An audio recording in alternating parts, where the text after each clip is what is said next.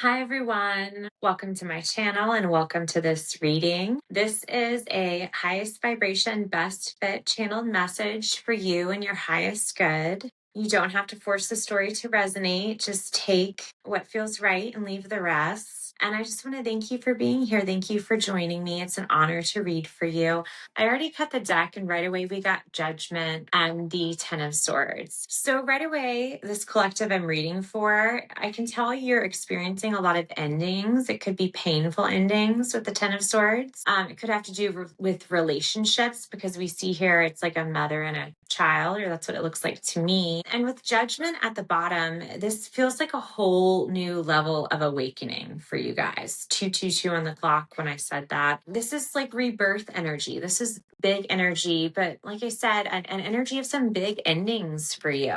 But with big endings comes a beautiful, bold new beginning. So this is a really exciting time, even though some of this releasing energy that's required might be difficult for you guys that are connecting to this. It might be weighing on your mind. Your mental state might be feeling kind of heavy right now, or you might just have like a lot of thoughts going through your mind right now. Let's just get more information. So yeah, I can see there's some sort of need for stabilizing and cleansing with this particular Four of Cups that's coming in. This can be a card of meditation. Maybe, it'd be a great time to find some inner stillness and maybe like doing a cleansing ritual, like a bath or trying to meditate or even using water to water scry. Just somehow give yourself some peace mentally and to cleanse out some of these old energies that you're being required to release right now. So who am I reading for right now? Wow, we got the Lovers at the bottom. So definitely some relationships could be changing for you guys. Look at these two cards next to each other. There could be some shifting happening within your relationships. Or maybe that's what the change is for some of you. Maybe you are leveling up in a relationship. You're taking that next step in a romantic relationship with the Lovers being there. Who am I reading for right now? Who am I reading for? Wow, we got the Death card for you guys. Yeah, a complete card of endings and transformation. So, 100% that's what you're going through. You are the Death card. Yeah, and then this Five of Swords, this to me just looks like, again, swords are of the mind. So this is mental energy. It's like the biggest struggle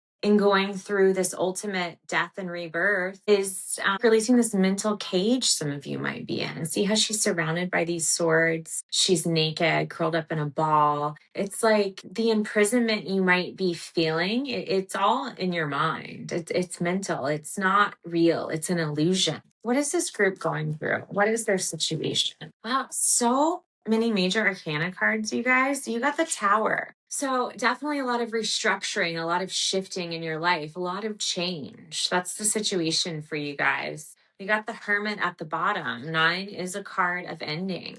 You may feel isolated right now. A lot of times when we are in a tower moment, it can be very isolating. If you think of a tower, it locks you out from the rest of the world, but that's crumbling. I see if you're desiring a new relationship with the Lovers card that came in earlier, I see that can happen for you, but it's going to require you to release some things, to embrace some endings.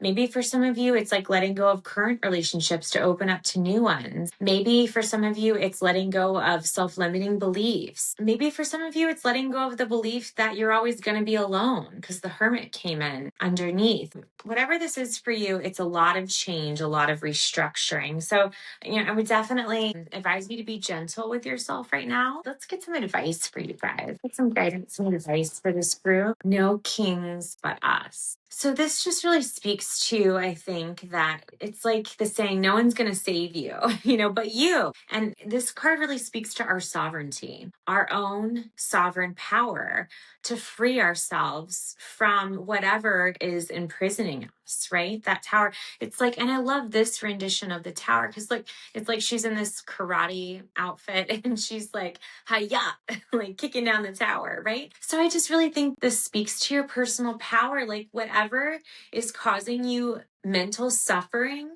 you have everything within you to defeat it. And then that's ultimately what you're doing with this death and rebirth energy. It's like you're letting some old way of being and relating potentially die. Some illusions may have to die. Some self-limiting beliefs might have to die. Some systems might have to die because they were keeping you small. They were keeping you trapped, and they potentially made you forget your own sovereign power and your own divine birthright to manifest what you want and to own your power and your energy, your magic in this lifetime. And to feel empowered and to not feel victim to your circumstance, to know that whatever it is you want or desire, you have the power to manifest it and to create it within this lifetime. Tell me more about this group. What's missing? What's missing, guys? Yeah, again, okay, I already said that, but what's missing? The mind. It says inspiration, mood, cycle. Give to the mind and it gives back. So with this reading, guys, you're really being asked to cultivate a sound mental state. I saw the Four of Cups earlier. It looked like she was bathing in a cup. Maybe this is just a big cleansing of your mind that's going to really help you at this time. It's really paying attention to the thoughts that you're holding on to, that you're keeping. And are you identifying with your thoughts? You are not your thoughts. Yeah, I'm called to get one of these cards for you because I don't know if you guys are familiar with Michael A. Singer, and his book, Living Untethered. He also has a book, The Surrender Experiment. Anyway, great books, but it's totally making me think of some things that he says. And this is a deck he created. Well, let's get you some Mickey messages. More guidance for this group. More guidance. The mind, of course. I knew that would come out. It says your consciousness actually expands because of the knowledge that flows into it. You are learning and growing through experiences you are having. This learning through life is true spiritual growth. It is the evolution of the soul. So maybe it's also being mindful of what you expose your mind to. Like, what are you watching on TV? What are you looking at when you're doom scrolling? What are you listening to? What do you tell yourself? What are you allowing your inner critic say to you? Like, how are you allowing your inner critic speak to you? Like, what's your internal dialogue? And then also externally, what are you exposing yourself to that could be affecting your mental state and some beliefs you have about yourself? Anything else for this group? Anything else?